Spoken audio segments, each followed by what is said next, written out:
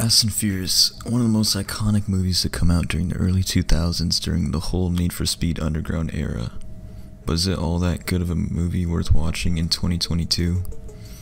To create this review, I watched the original Fast and Furious movie 3 times over to have the most accurate review possible. So is the Fast and Furious movie worth watching? Let me explain the overall plot of the movie, then next move on to the review.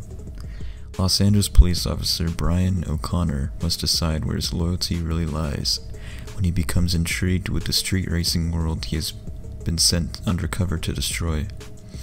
Los Angeles street racer Dominic Toretto falls under suspicion of the LAPD as a string of high-speed electronic truck robberies occur in the area. Brian O'Connor, an officer of the LAPD, joins the ranks of Toretto's racing crew undercover to convict Toretto. However, O'Connor finds himself both enamored with this new world and in love with Toretto's sister Mia. As a rival racing crew gains strength, O'Connor must decide where his loyalty really lies. So now that the plot is explained, let's move on to the critique of the movie. So the movie starts with Dominic Toretto's crew trying to steal electronics from a moving semi-truck. One of the crew members fires a harpoon at the passenger side of the semi-truck while the semi-truck driver stares forward like a GTA NPC. Then when the harpoon guy slowly crawls into the cabin of the truck, all of a sudden the truck driver snaps out of NPC mode and whips out a baseball bat.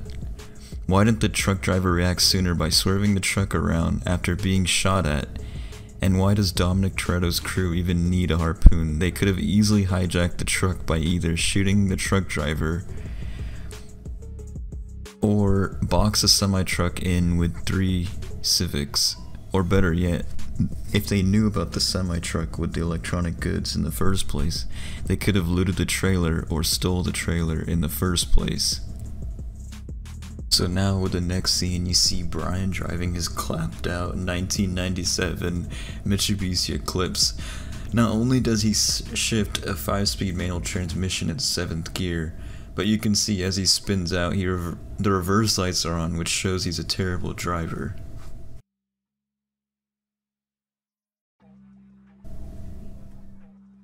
This fight scene is terrible and looks like middle schoolers fighting over an argument they had in the schoolyard.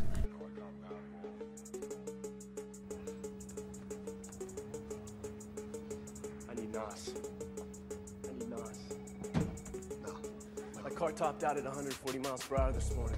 Amateurs don't use nitrous oxide. I've seen the way you drive. You got a heavy foot. You'll blow yourself to pieces. I need one of these. One of the big ones. Brian tells his boss he needs NOS because his car topped out at 140 miles an hour. This isn't relevant for the drag racing world he plans to infiltrate because a 10-second car will not reach that speed in a quarter mile. Brian should have been more focused on the car's acceleration, not the top speed. I don't have any cash, but I do have the pink slip to my car. Brian shows that he has the pink slip when the paper is white and blue. See that shit? He's got enough NOS to blow himself up, period. How could he have seen the bottle of NOS when they were in the trunk of his car while he was looking at the engine bay? A Civic with hydraulics. Everybody knows that performance air suspension is better. This guy is terrible at Gran Turismo.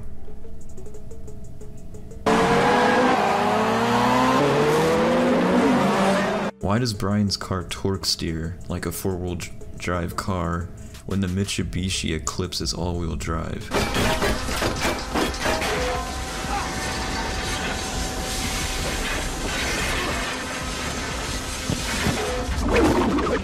Bolts are flying off this guy's engine, and the floor falls through and the engine blows up. Yet he's still able to drive to the finish line. Even Dom explains how the engine is busted.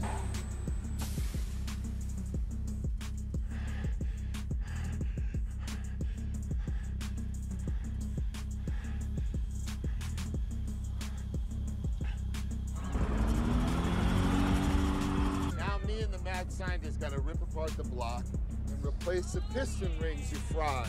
Oh shit, we got cops!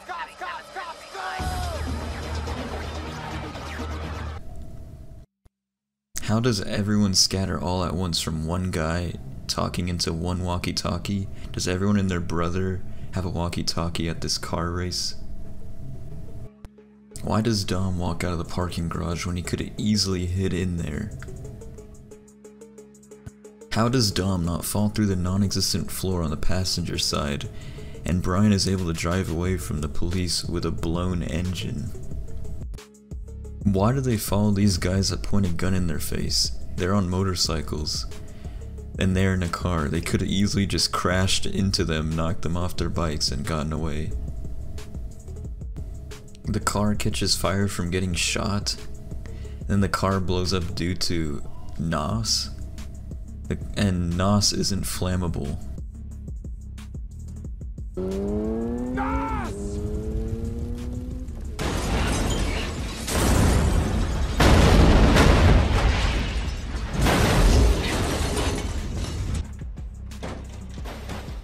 JC engine, no shit. And what did I tell you?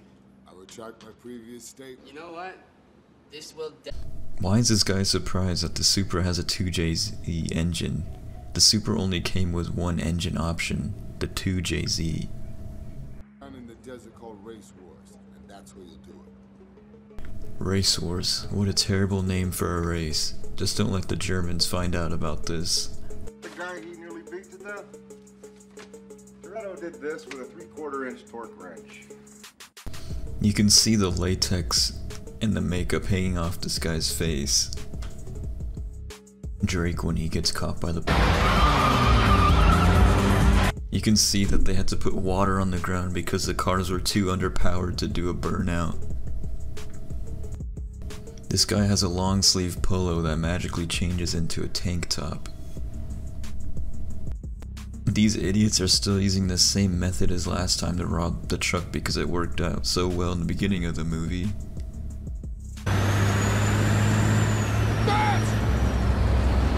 Don't get back in!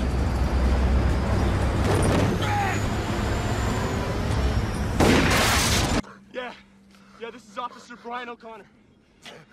I'm off duty MAPD. I need a life flight rollout right away.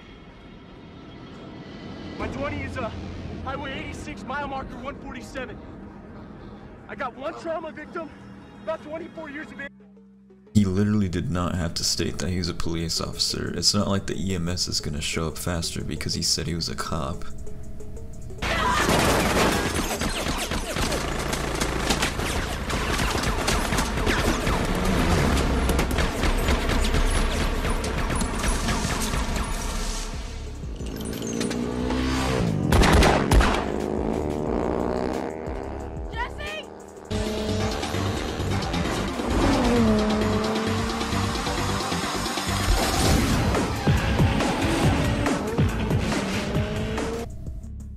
Why is he conducting this chase by himself and not calling backup? Those two literally murdered a guy like a minute ago.